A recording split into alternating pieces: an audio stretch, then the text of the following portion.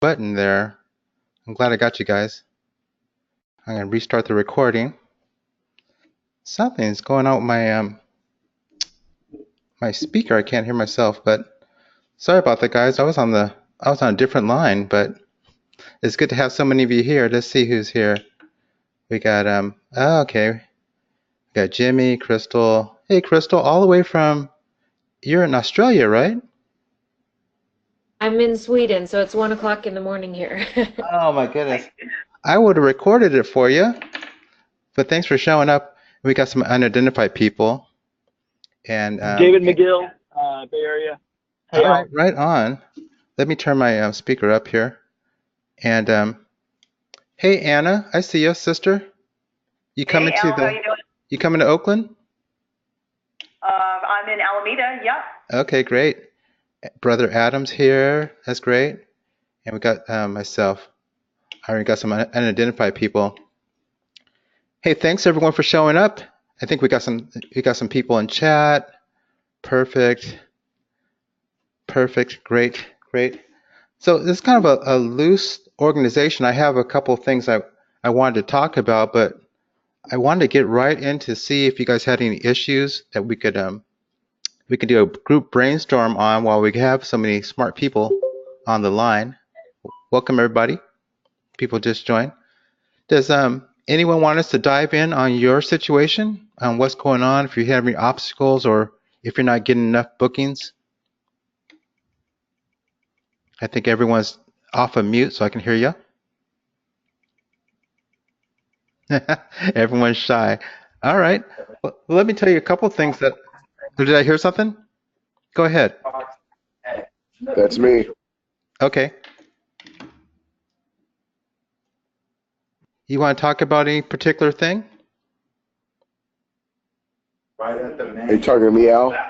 Yeah, I'm just saying. I'm just doing general questions to see if anyone's got a situation that they want us to brainstorm before I dig in on my filler talks. This call is I really just to get all of us together and find out how you're doing and and encourage each other along and share any type of tips or tricks that best practices, that type of okay, I thing. got some, Al. Okay, go ahead. Okay, this is what's been happening. Um, I've been getting approached to people are finding out about us doing the arbitrage, Okay. and so I had a guy come to me and he wants me to partner with him. He has the property, but he wants to do it. But I was going to ask, what are you guys? Okay, what are people charging just the host? If someone says, "Hey, you're doing great," what do you guys charge as a management fee? I want to know your back on that. And then, what would you guys charge if someone says, "Listen, I got this property, and I want you to come in there and do your hosting, and and I got other properties, I got other investors, and I want to do this arbitrage with you. What do you guys think would be a good split?" That's what I'm trying to figure out. Maybe there's too many questions. Should I That's a good make that question. clear? Well, it's like how much risk are they taking? That's when you do splits, right? If they Yeah, if they take some risk, if they don't want to take any risk, you know what the answer to that one is. yeah, they got to do the same amount. Okay, Yeah. okay. What do you About think? hosting management. So, the standard is 20, 25, 30% is I think you've been using that on your own, right? For as a manager, if Not in the beginning. I wasn't really confident. Like my first client, in the beginning, you don't. yeah. I did 50%, but man, she's booked more than me. She's booked more than me. I'm so bad about that. Yeah, it's a location, right? Yeah, it's the location and everything, but yeah, she's booked more than me. Yeah. That's good. Yes, good. Al, Yeah, can you split. describe what you mean by arbitrage? Okay. So arbitrage, and from now on, I think everyone just kind of say who you are and then ask your question so that keeps everyone in the loop. But by Okay. arbitrage, that means you go to a traditional landlord and you say, hey, I want to rent your place, but I want to strike that no sub no sub leasing clause. So allows you to sublease to other people. So you rent to their place for a 1 year lease or on a month, whatever. Let's say a 1 year lease, and then you turn around and you use Airbnb and some of these other short-term rental platforms to attract people that will pay you twice Okay. as much for the place. Okay, and in that scenario, I guess one of the questions was, this is Anna, Okay. the person was asking was, how much do you compensate the traditional landlord for that? Do you just pay them their normal market rent that they're asking, or do you pay them an additional split of the profits? Is that what the question was then? Yeah, the question. Well, he was Adam. Why don't you clarify? But My chime in. question was, and thank you, Anna. I really appreciate you even getting clarity, and I take responsibility for that. I really thank you for that. I was invited to this real estate market group, and they because of what I've been doing with the arbitrage through Al's courses, I learned a lot. And so one of the investors wants to. He has access to a portfolio. It's not his, but he will be able to bring the people to me, and then we can arbitrage that. Does that make sense? He brings the landlord to you, right? He'll bring the landlords to me, right? And he wants 50% of that. And I'm like, I don't know about that. I don't know. So I just kind of wanted everybody's opinion. I'll have to do all the management. I'll have to do everything, but I have the management automated. He doesn't know that. But that's the thing, like, I don't really know if I want to give him 50% because That's too rich. yeah. Too much. Who is that? I heard another male voice. Go ahead and chime in. That was David. Okay. Come on. The area, yeah. I just think that's too much for all the work involved with hosting the property. I would want more personally. Because the posting takes forever for me posting. You're right. You're right. Well, and what about the furnishing, like furnishing the unit, all that? I can't hear you, Anna. What did you say? I was saying that then there's all the, furnishing the unit, paying for the furnishings and all the stuff that goes into, I imagine when you're doing this arbitrage that you're getting an empty unit and then you have to set it up, correct? I have to set it up, but he will go half on that. Like he would say, like when it comes to the furnishing and all that, he will go half on that. But he will go half, and that's it. But everything else, he's not going to deal with the clients. He's not going to do the posting. It's all going to be me. You might also, any value adds that you want to do to the property to increase the income, your motivation might not be that strong to maximize it. If you know any of the increased profits are going to be cut into quite a bit on his end, you might work harder on your other properties that you have more of the percentage.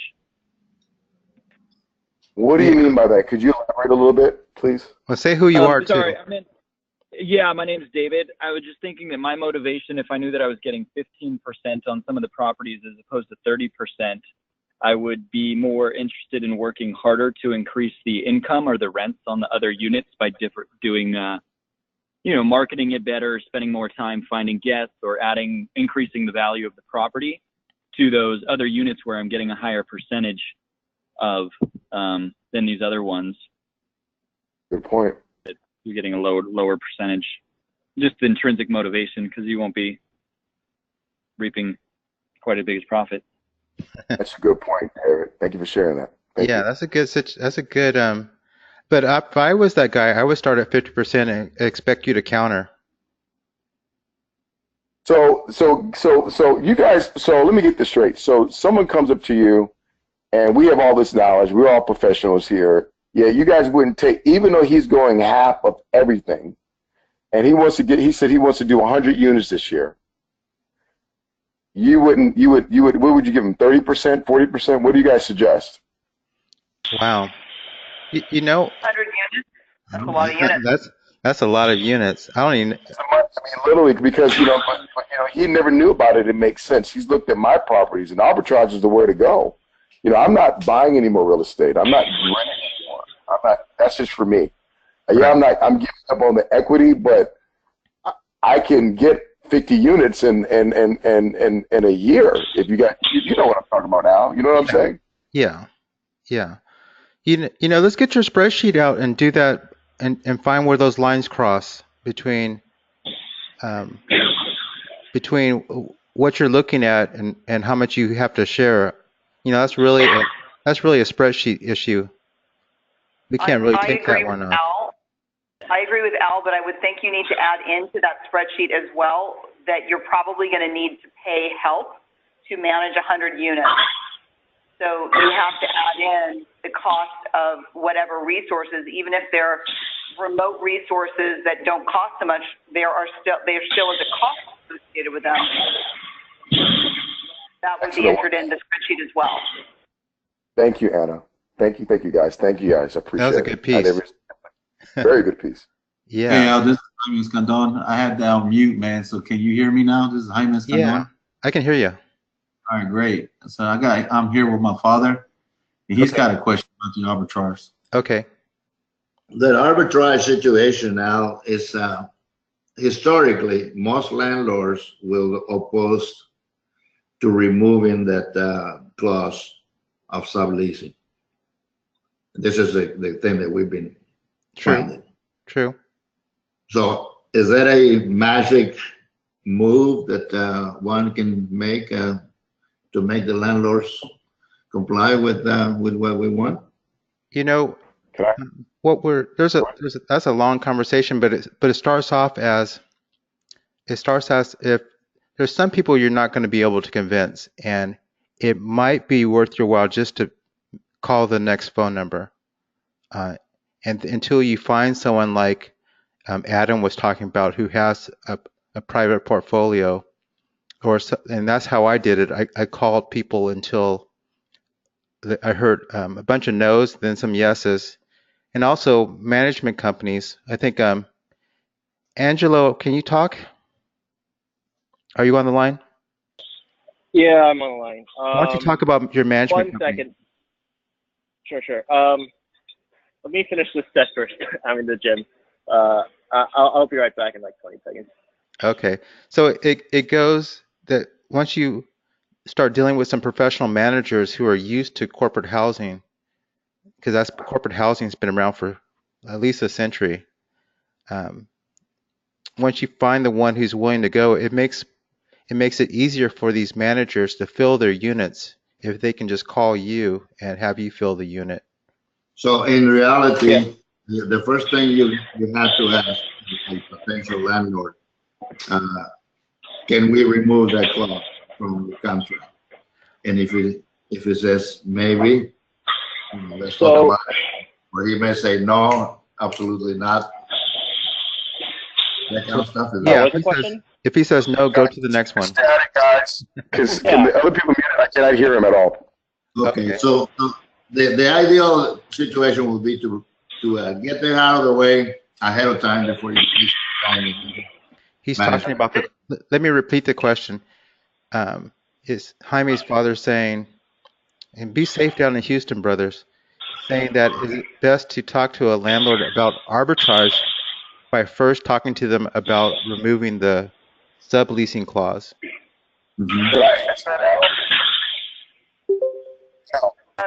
This is Anna. One thing I would say is I don't think that in that conversation it should be the first thing you ask them. I think that the first thing you should establish is your value and the value you bring to the table as a professional and as a person who is experienced in filling their units and managing their property in a way that's going to keep it running smoothly. They won't have to deal with turnover.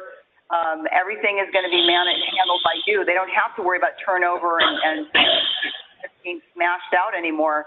So if you present your value to them and then along the course of the conversation, you introduce and as part of this, you'd have to release that clause. But if you start with that, I don't see why they want to do it because they don't see any value for them in doing that. Right. First, show them the value that you're bringing into the table, and then hit them with that. Absolutely. Wait, hang on a second, everybody. Everyone mute your lines so that the background noise is out. There we go. And then when you want to talk, just unmute it so it keeps it nice and everyone can hear. Okay. Yeah. I can't hear. Somebody, they got to mute it. Can everybody mute it real quick? So Go ahead, Jaime. Okay. Yeah. The reason I said to hit them with that idea at the beginning of the conversation or in the early stages of the conversation is so you avoid wasting time with a lot of landlords, because you're going to be making a lot of calls and 90% of those are going to turn you down. Yeah. Well, can I add to that? That's how it works. Hang on Right. just a sec. Let me jump in there. I talk about it in my module, just about that, how you go through, you make your calls, and then you just quickly go to the next one. And once you land one, once you get one up and going, then you have a reference, and it makes it easier to get all the rest of them as you start building reference points, people who they can check with. But don't spend any time trying to convince anyone. Right. That's the name of the game. Okay, next person So, jump in. Go ahead and tell me Angelo. who you are and go ahead and comment. Yeah, Angelo here. Yeah, so you're bringing up a good point, right? Because what we did, Andrew and I, we mainly do arbitrage and really nothing else. Yeah, I mean, like, we called like 120 phone numbers, and like two said, well, one said yes, one was like maybe, right? And we eventually convinced her. But once you get traction going, it's like pretty easy.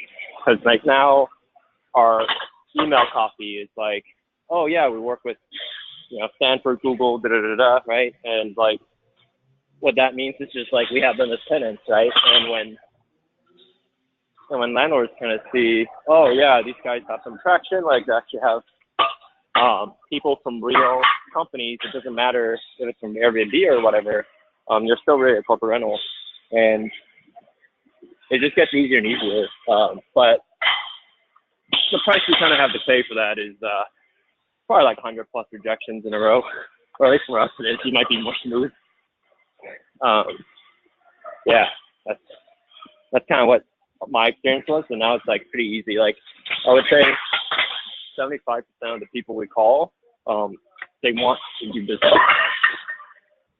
And if they don't, then it's very easy just to dial the next number, right? Or email the next person. So I think like to try to convince a person who doesn't do corporate rentals to do corporate rentals, it's a waste of time because you're likely going to say no anyway. But even if they say yes, you're kind of starting off the relationship in the wrong foot, because like you kind of like, kind of coerce them or like convince them into doing it.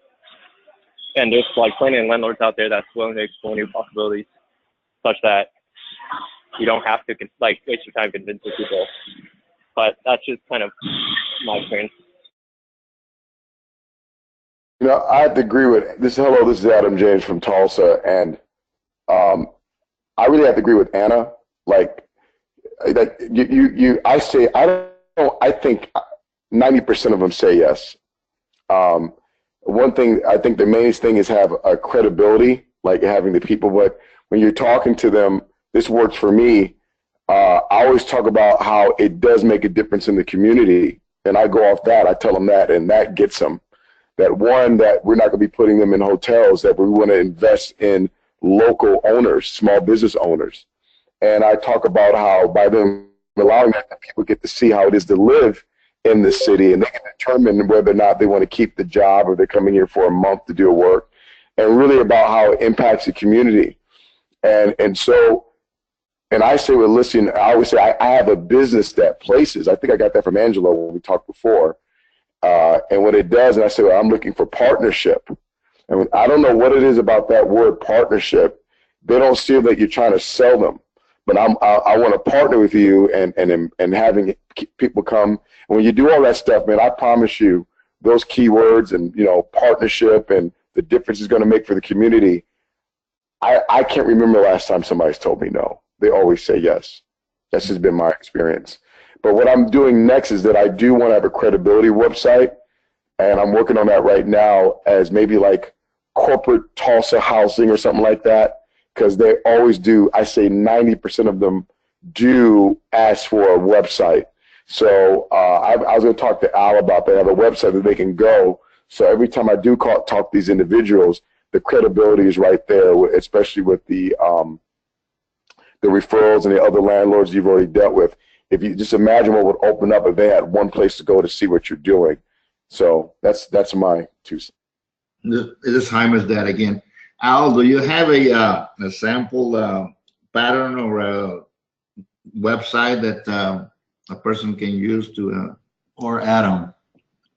Yes, there's several. I can send that out to you.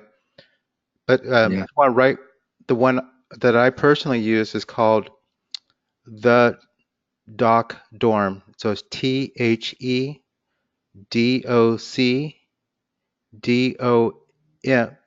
Sorry, let me start from the beginning. THEDOCDORM.com. It stands for the Doctor Dormitory. That's what I use to Right. My question was show my people that I'm landlords that to site. Al, a template of some kind that we can use, or rather than to try to design a web page altogether from start. So for that, I would send you to my virtual assistant to build one out for you. Now, people know when it's a super canned site, so you do need some custom photos and a custom, a real professional feel to it. It can't just be a one pager. Mm-hmm. So that's the secret is you got to have a good looking website, and you want to use some real pictures from the city that you're in, so to make it as custom as you can. And that gives you a lot of momentum and a lot of credibility, because you're aiming for super credibility so that people can trust you. Hey, Al, Yeah. what if, this is what I'm shifting, because I have my websites for my Airbnbs, I got websites for that. But what I was considering is, what if I had a website only for the purpose for other landlords or owners of property, so I can do this arbitrage? Because I'm showing them, like, they can see my Airbnb and all that, but that's really for renters. And so that's why I don't know what you guys think about. What if in this process I had a website, a separate one that was solely dedicated for the landlord? I don't know, does your doc one do that? Because I know they're seeing that people are staying there, right? But what would open up if we created a website and had the word corporate? Because if we're saying we're doing corporate housing, that's how I'm getting over it. And my website is, that word is not in it. I want to know what your guys' opinion on it. If I would develop a website solely for marketing my arbitrage business. I don't know what you guys think about that. I want to get some other people in the conversation. Caesar, you want to jump in, or Crystal, what's your opinion on that? Yeah, I agree. I'm not doing Airbnb. I'm just using Al's model for Airbnb with room and board houses or house boarding houses, and we have a separate website just to sell people on. So let us lease us your house and we'll sublease out. And here's the program and how it works, and here's how your rent is guaranteed. And this is how we take care of our current properties and the other people we. So yeah, it makes sense. And you can also do a PowerPoint too. It's a credibility book. I took that from Jake and Gino. I'm not sure if anyone listens to their podcast, but we have a PowerPoint too that we leave with people to show them the numbers, show them the operate, and show them the type of tenants that we'll have in the house. So, Caesar, we get that. Oh my God! But I don't do Airbnb, so I don't know how it would work with that. Well, we don't. I'm talking about for the landlord. I'm talking about if I go to a management company. Hey, listen, I have a company. I want to have a website or a credibility packet, because my websites are just really tailored for renters, for people to rent my place. But I don't have anything tailored to the landlord. So does anyone on you have that? So, because I'm not talking to renters to get a place, I'm talking to owners. Does anyone here have? Okay, that's what I want. Yeah, so there's a website. We have a website. We also have a I found the best results is going into a property manager's office locally. I'm in Sacramento, and walking them through exactly what we do. We're in C-class neighborhoods, working class neighborhoods, and the folks that they usually rent it out tear it up at Section 8, so they want to rent it to us instead. So, I mean, physically meeting with them one-on-one and giving them a PowerPoint and sending them to the website afterwards, it's worked for us. Can Website, you your website, please? yeah. Let me go ahead and dig through what's your email? Are you guys able to see the chat? Uh, We're meeting. Wow, I don't know. Like, hey, I can also facilitate that. If you send it to me, I can blast it out to all the attendees as well. okay, I'll do that, Al. And that might be simple. So, Angelo here. I guess question on like the website for landlords. What we found is we have like just like a simple Squarespace thing, which we just originally intended for people who rent. But actually, when landlords see that site, you know, for the renters, we automatically like almost get a guess. So I guess I don't know if that's true in your case when they see your website, if they already attach their professionalism to it, because for us, even just the website, like having our listings made all the difference for us. And I guess the second question I had was, what is kind of like the main intent of creating a website just for landlords? Like, because you're saying you're getting a lot of yeses already, right? And for me, like when I hear like website for landlords, that's kind of more for like scaling, like, oh, we're actually like doing like a bunch of ads, things like that, where you're kind of trying to, you know, get like 10 or 100 landlords at once, which isn't a bad thing. Like, I was just kind of curious, like what stage of the process you were in and kind of like what the intention behind the website is, especially if, you know, getting a landlord currently isn't too time consuming. Who are you addressing that to? Whoever said that they were, if it's worth it to build a website for tailored just to landlords. That was to you, Adam. Oh, so is he? Because I thought was he asking a rhetorical question or a question? That's what I was confused He was about. giving you a comment. Oh, I got it. Thank you. Well, no, I'm actually just curious, like, what's the intention for the website? Like, is it to get like tens of landlords at once, or is it like just trying to get one at a time? It's like my intention of the website is to give them a visual presentation on what I can bring to them, you know, because my website, what has happened to me is that some landlords, that scares them, but when they see that they can be rented, they're like, wait a minute, I can do that myself. And so I don't want to even bring them in that world because I've had it happen. Does that make sense? But if I could do what Caesar's doing and like, hey, this is what we blah, blah, blah, blah, blah, blah, blah. But what has happened to me is that personally, I've shown them the site and they see what people can get them book. You know, that world wasn't even open up for them. They didn't conceptualize, hey, I can do this. But however, if I can just, you know, give them maybe a more modified intention and how I can create this, you know, higher occupancy rate, less stress, well managed, better client. I'd rather do that than them going on my website and reading all my 50 reviews on how good of a landlord I am or them booking. Does that make sense? That's what I was thinking. I like Caesar's approach. Oh, okay, gotcha. Caesar's approach of direct sales I think that's spot on. It's brilliant, Caesar. It's absolutely brilliant.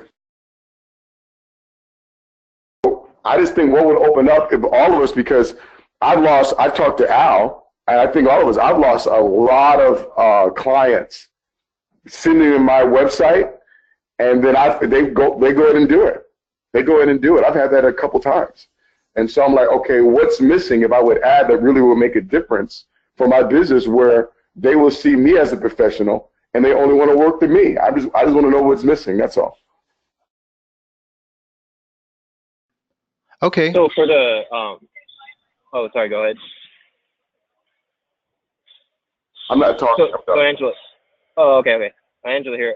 So I guess for Andrew and I, we never really ran into that problem yet, at least.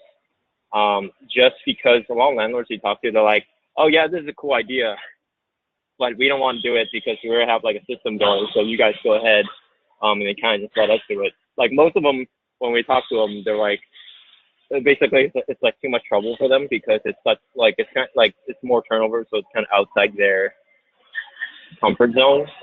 But it sounds like in your case, it's not for these landlords. I think is where you're at too, sir. So I was just in San Francisco a couple of days ago. I don't know where you guys are at. I'm in the Midwest, so these are individual houses I'm dealing with. These are duplexes. These are not really apartments. I think that's what you guys. I don't know how it is. So we have to take into account the area where we're at, and so. Oh, I see.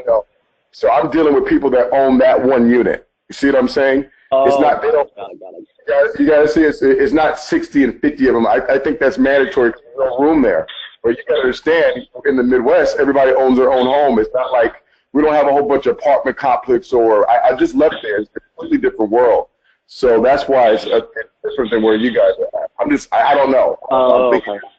You see what I'm saying? You're probably dealing, 50 and 60 and 75 units.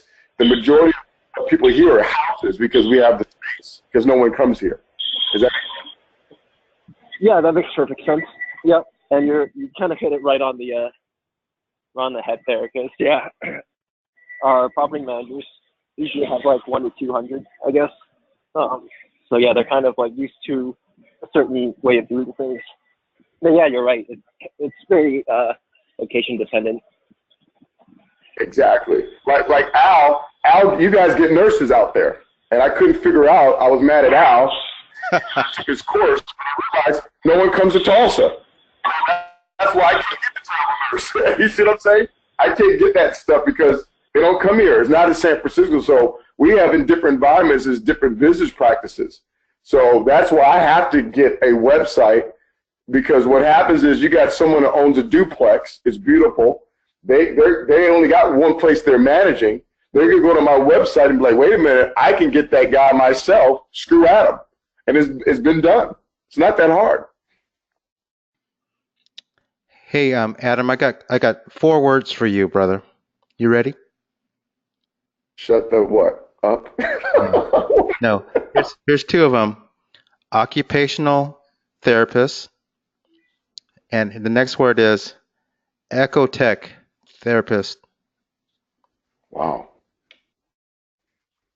I just rather just buy your course. Where is it? Where can I just get it at? I don't feel like doing that research. Send me the link and I'll buy it. I don't have time for that. I'll just buy your course. All right. Hey, let's switch topics. I want to talk to you guys about two more things.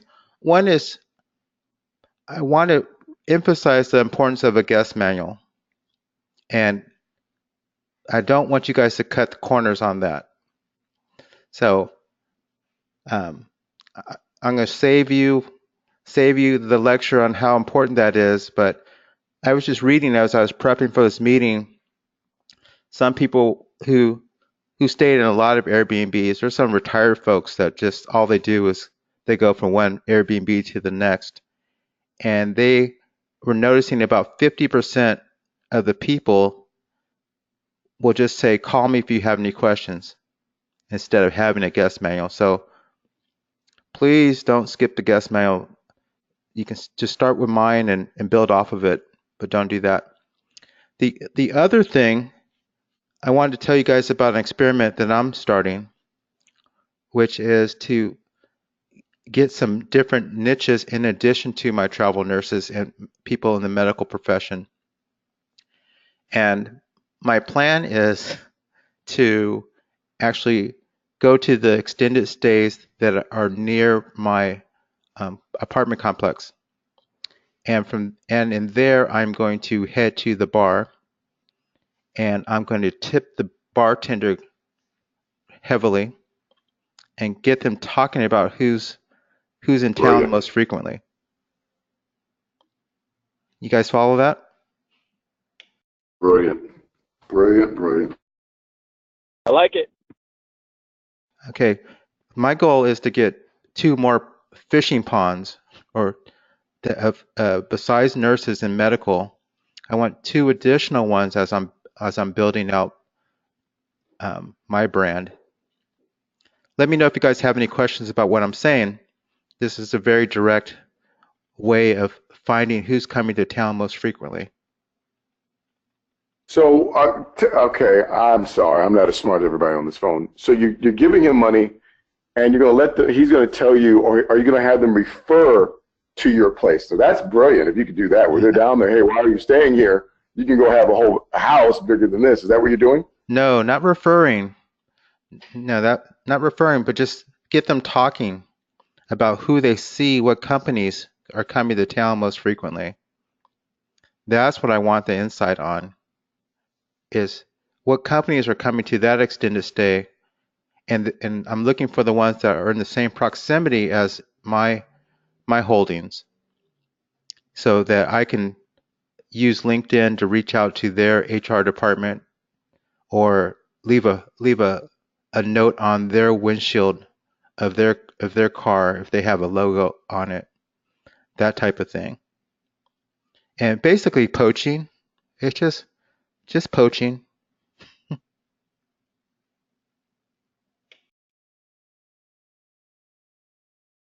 I hope I didn't lose everyone with that. My goal is to let you know that the world is much bigger than just travel nurses. That's just one dance partner. There's a lot of fish in the sea. Al, you know what I've been getting? This is I don't know how you guys we can work this. Like I get that, but okay, this is what's been happening to me because I've gone over these corporate people. But the way that these, and you guys can discuss it, you can say, hey, what's missing? But the reason why we have a better product. Let's just be straight. Anybody would rather stay in one of our places than a hotel. We can all agree, and the hotels know that. But what I've found the reason why that these people keep going to those hotels is the stinking points. I don't know if that's been in your experience, but they would rather pay more. This has been my experience. I've seen it. They would rather pay more, stay in a smaller 1-bedroom, because they know eventually, because they have to travel so much, that they're going to get a free night. Has that been your experience? That's been mine. Now, I have to check on it, but Airbnb has a program with American Express, and they are going after the points as well. So let me follow up on that and report back out to you guys. They're very aware of that. If that person is registered through their Business Travel Ready, instead of as an individual, then they get kind of automatically sent that type of information. But let me do some research. Al, if you can find a way where we can market that, that's going to change the game, I promise you, because I mean, every single one, they come to my house, they're like, man, I love it. However, I'm going to get a week, I'm going to get this is how I pay for my family vacation in October or whatever, because they go so much, but they can't redeem those points. And so I wrote a letter to Airbnb. I said, why don't we get a point system to compete with these places, because they don't want to go there, and then we'll knock the hotels out the box. Yeah, Airbnb is all over that already. Let me give you an update on what they're doing. I'll chase that down. All right, cool. Let's see. Let's get some other people to find out how they're doing. Let me see who's on here. Who's Crystal? You were talking about Houston as well, or no, San Antonio, right? Sorry, I couldn't find the mute button. Yeah, I'm in Austin. You're in Austin. Or my market is going to be in Austin. So, okay. I mean, it's totally saturated with Airbnb. So I'm really interested in the corporate housing, but I'm a complete newbie to real estate investing. Haven't done anything yet. So I'm very interested in the arbitrage. I'm just not really sure how to get started. Let me give you let me give you a quick start and give you a list of things to do, okay? Okay. I want you to to go ahead and buy the AirDNA for Austin, the AirDNA.co report for Austin, and make sure you know that really well, what the trends are. And then from there, I want you to look at the top 10. They'll give you the top 10 Airbnb listings in San Antonio or Austin. And I want you to read 20 reviews under each one of the top 10. Okay? So that you know what people are commenting about and what they say they like, and what that's what you want to know. And you also want to, in my workbook section, there's a little matrix to help you kind of understand what amenities they have, because you want to know who your competition is. And once you're real clear on that, you'll be able to identify what type of housing mix you need. If you need something with a 3-bedroom, 3-bath, or whatever it is, and you want to essentially get set up like the players that are already established doing well, and you want to undercut their price at the beginning. That's what you want to do. You want to make sure your listing is very nice so that Airbnb won't hesitate to refer you. The Airbnb doesn't like to refer people who have a half filled out listing. You got to be super complete, professional photos, and you want to offer something that you know people want. And then you price it competitive to the people who are already hot, and you'll build it from there. Competition is good. Most people aren't really competing on this level where they're going to do their homework and know what amenities they need and what furnishings they need, and you're basically hacking the other person's ad. Let them be your canary. Let them be your test dummy. Now that you know it's hot, go compete against them and beat them. Okay, because it's so hard. I know that it's very trendy to rent out your own house with Airbnb, especially Austin in their prime weeks when they have all of their conferences and stuff. There just aren't enough hotels. So I know that there are a lot of people that do that. So on the Airbnb, can you tell which ones are full-time Airbnb and which ones are just part-time? Well, you want to look for someone who's offering their entire house, not an extra guest room. Okay. Are we saying the same thing? People Well, move out of their house and rent them out?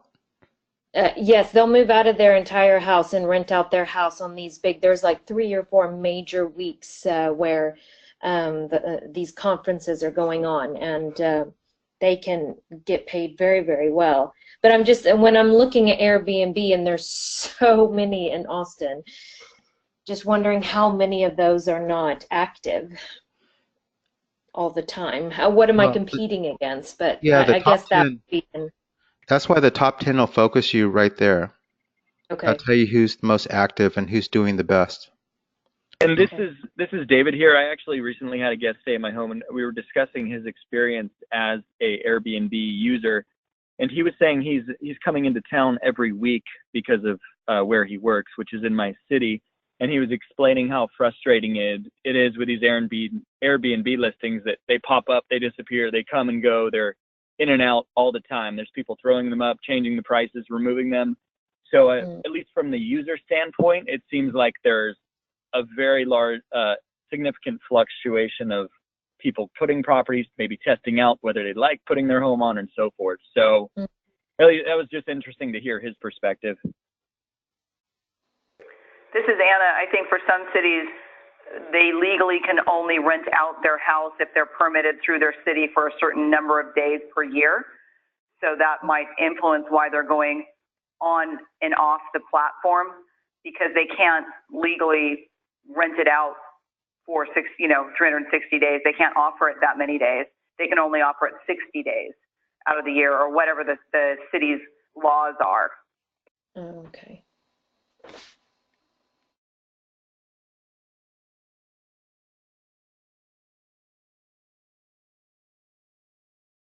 of course, that's if you care about it being legal or not. So that's a whole different story, right? That's if you care about that. And I'm sure she does. And that's good. Thanks, Anna. Oh, Crystal's back on. Thank You you. have a Yeah, follow-up question? is the people that are doing the corporate housing or the travel nurses, are they mainly one bedrooms, or are they entire houses that they're renting out for that niche market? You know, from my personal experience, now know that I'm after nurses because Sacramento is the 5th most popular destination in the country for travel nurses. So that's why that's why I'm focused on them. But I have a 2-bedroom offerings and a 2-bed 1-bath, and I have a 1-bed 1-bath. And there are plenty of travel nurses that travel together that I Okay. found. So I have constant demand for my 2-bed 1-bath, and I have no problem filling my 1-bed 1-bath. So I think if you have a 3-bedroom, 3-bed 2-bath, that might be. I Too don't know much. about 3 nurses traveling together, but some of them do travel with their families, their children and their spouses. So there's just no telling for Austin. What you would do is contact Furnish Finders and have them tell you about their 60-day demand. That would Okay. do it. Al, can you please give a brief synopsis again of what is the AirDNA, what they do, and what do they charge the city? Okay, absolutely. Well, AirDNA studies Airbnb trends. So it's airdna.com. So then they actually place dots on the map and shows you the general location of where an Airbnb was, and they'll show you how frequently, they check how frequently they're booked, and they check on their price points as well. So you actually be able to visually see, spatially see who's near the property that you want to offer, and also what they're renting at, or get a general idea. And also the report shows kind of the trend line of how many days per year you can expect, what kind of vacancies you can expect, and also trends per the year, all that type of number crunching, big data crunching. And they also tell you about the top 10 in the area. So there's a free report. They offer a free version, and then they offer a paid version that has more details and no filler stuff. And it's like $30, but if you're going to do it, you need to do it all the way, and actually pay for it and find all the information you can about your area. So it's the best $30 you can spend on. Yeah, thank you very much. Okay. This is Anna. I'd just like to add on to that besides the ability to purchase a report, they also have live data that you can purchase a monthly subscription for. It is not inexpensive. You can either purchase for your state or a state, or you can purchase for US wide. You can just do it for 1 month. You don't have to sign up for the year, but then you can really dive down into data in a much more comprehensive way for the entire area that you purchased. And you get to see a lot more than just the top 20. You also can either look at it as whether you're renting a place out to rent it, so rent to rent, or purchase to rent. There's 2 different ways you can view the data, and it will let you know which markets are the hottest for Airbnb and which ones are saturated and done, that you don't even want to go there.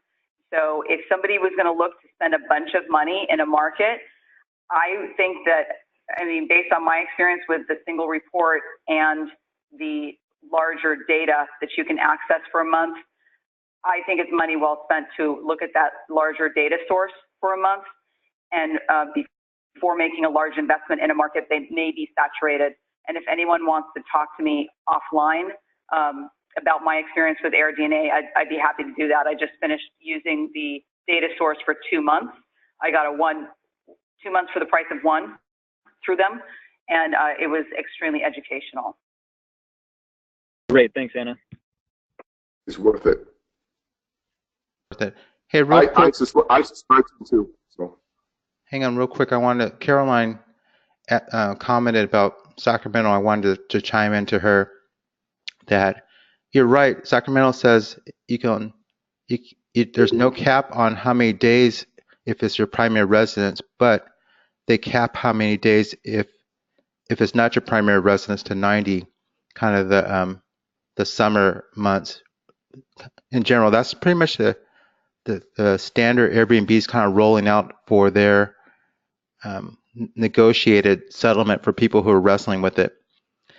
Now, if you are doing 30 days and more, you're completely outside of all this, all the taxes and all the restrictions and everything like that.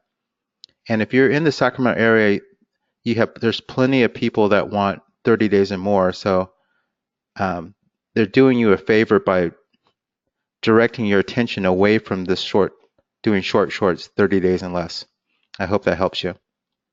Okay, we're getting close to the hour mark. Let's get any other questions chimed in.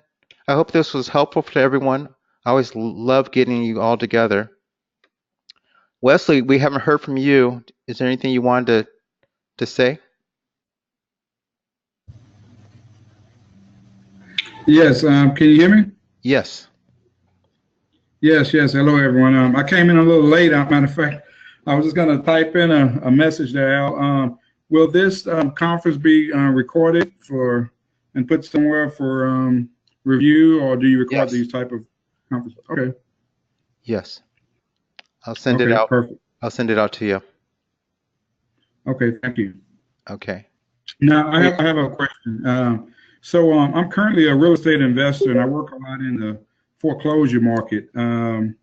What has been maybe your experience with doing this for foreclosure properties, but of course not like here in Texas, the first Tuesday of the month, we call it Super Tuesday. So not when it's scheduled so quickly, but maybe there's a 6-month time frame, and the owner, for a lot of time, it's like a second property that they might own, and they might be more reasonable to do something like this, or you think that's a little bit too risky? No, I think that's good because you're getting them while they're soft. Remember, there's if their place is furnished or not. That's it might be if it is furnished and they're in foreclosure and they're willing to move out, then that's a good way of you not having to pay that upfront cost of furnishing it. Are we saying the same thing? Are you looking at it that way, or are you thinking the place is empty? Yes, that's true. Normally it's empty because they're they kind of sort of know the time frame. It maybe can be anywhere between 4 or 5 months, sometimes a little sooner than that. But normally they would move out and take all their furniture. But you're right. I mean, I run into a lot of different individuals, and they're definitely receptive to a lot of different things at that point. So yeah, you just have to make sure that no one comes knocking on the guest door, telling them to get out. I think that's the only thing that you would need to worry about. But yeah, that is definitely happens quite a bit. People get in during that time, oftentimes when people aren't paying any mortgage. Now that is the riskiest way because you do have to move your furnishings in and out, and you have that cloud over you. That is the riskiest thing to do. Okay. Yeah. All right. Just curious. And then another important thing, and I might have overlooked it in the course, but the actual agreement in regard to the rental arbitrage. I know that the most important thing you had mentioned before, making sure that either we provide the lease agreement that says no subletting, or they're aware that, number one, they're always going to be aware that we're going to be subletting or doing a corporate rental. But is there a lease agreement that you have or could recommend? Yeah, so each state has its own lease terms, so that's why I don't put one out. I recommend that Okay. you pull down your standard boilerplate for Texas or whatever city you're in, and then you amend it, have a separate attachment that says the owner agrees to allow you to sublet. So it's very clear. It can't be just scratched out and saying, you can't just take out the term. You have to actually have something that says permission is granted. Um, you don't want it to be silent. You don't want to at least a silent on the subletting um, clause. So that's it. Just Okay. really just a couple sentences that says that, and make sure that they sign it, you sign it, and you attach it to the lease, and that's how you do it. Okay, perfect. And one last question. Thank you for all those answers, Al. In regards to the landlord, what would you recommend if we have to use as part of the negotiation to split the whole amount with them? I mean, we're doing a short term or corporate rental, with the tenants. Is that a better way to maybe get more landlords on board for the rental arbitrage versus just we're paying them a flat fee for whatever their normal rental amount would be? Yeah, that would be What's the your best way plan. to? That'd be your plan C. You want to first, of course, try to get it at the regular long-term rental rate, and then from Mm-hmm. there you want to offer them that you're going to do some improvements to the place to sweeten the pie some. Maybe upgrade their lighting or do different things like that, as well as have it insured, apply to insurance to it. And then plan C would be to increase their monthly, do some type of either give them above market rent or some type of profit sharing with them. I sure wouldn't start with that. Okay. Yeah, Okay, that sounds good. not unless Thank they're you. taking a risk with you. Right. Okay. Yeah. All right, everyone. We came up on our hour real quick. We'll try to do this. We'll try to do this again. Does anyone want to jump in before we close out? Yeah, this is Jaime Escandon. I got a question. Okay. As you know, we're from Houston, and of course, I'm sure everybody knows that we just got through a disaster. Is there anything, because of a natural disaster came to us like this hurricane, is there anything positive that can come out of this, or is there anything that we can use as far as the arbitrage to benefit us?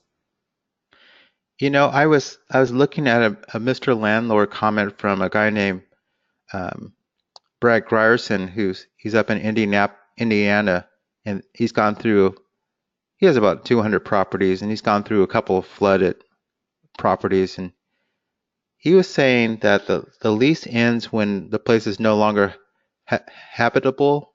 So that's one thing if you had that on your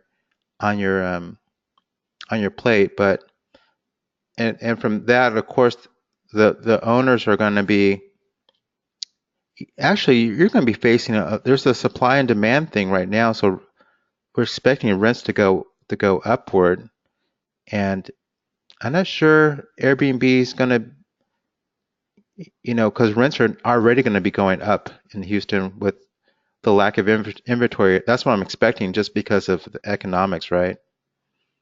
Right. So, I'm not sure how to answer that one. You got some other forces going on. How do you Gonna anticipate? gentrify everything too, Al. Okay, Adam, why don't you chime in there? Well, I was thinking about it. Like he said, there's 30,000 people who are displaced right now, and your infrastructure is about to get $6.5 billion to rebuild your city. So what is happening right now, the people in Dallas, everybody's coming to Tulsa and they're coming to Dallas or going to Austin. So you guys have a great opportunity, especially around.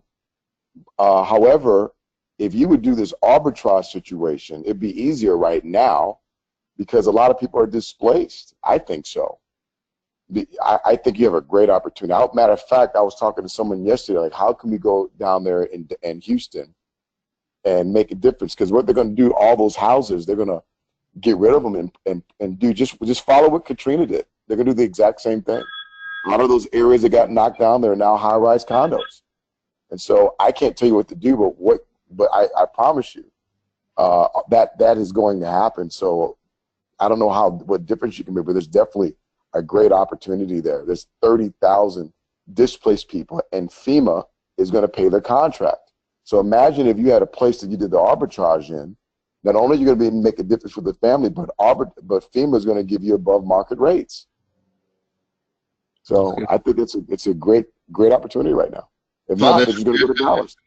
Let's suggest to knock on the doors of FEMA and say, guys, we're here to help you put your houses and have them occupied by people that are coming into the Houston area. Well, FEMA, the people who are already displaced have called the 1-800 number, and they're getting the contract through FEMA. So what I suggest, I don't know, is maybe in your marketing on Craigslist or whatever you got to do. Craigslist is very powerful, by the way. They've been better than me than Airbnb. But your Craigslist and the other things, and give them a special or something, or I would call FEMA and be like, hey, FEMA, what are you paying in the Houston area? And then go backwards. This is what Al would teach me. And find out what they're getting, the rate per day, and then do your negotiations off that. Right, Al? Do you agree? That sounds really savvy. I haven't been flooded, so I haven't thought through these things. So that's good. Ask Call FEMA. They'll tell you. You got 30,000 people with no place to stay. Trust me, you'll be booked for the next 6 or 8 months, and that's going to take them years to book. Those people are going to be there 9 months, 8 months at a time. They're coming to Tulsa, and we're 8 hours away. Right. Yeah. I think that's some good insight. Okay, everybody. Thank you so much. I'm going to wrap this one up, and we'll try it again next month. How's that sound? Sounds good. Thanks, I wish guys. every week. We're gonna try once a month as we bring more people in, and everyone can share their insight is even bigger than what I could possibly do. So this is going to be recorded. I'm going to ship this recording out to everyone. It's September 5th, 2017. Thanks, everybody. I appreciate you guys. Thank you. Bye-bye. Thank you. Bye. Bye-bye. And let's see.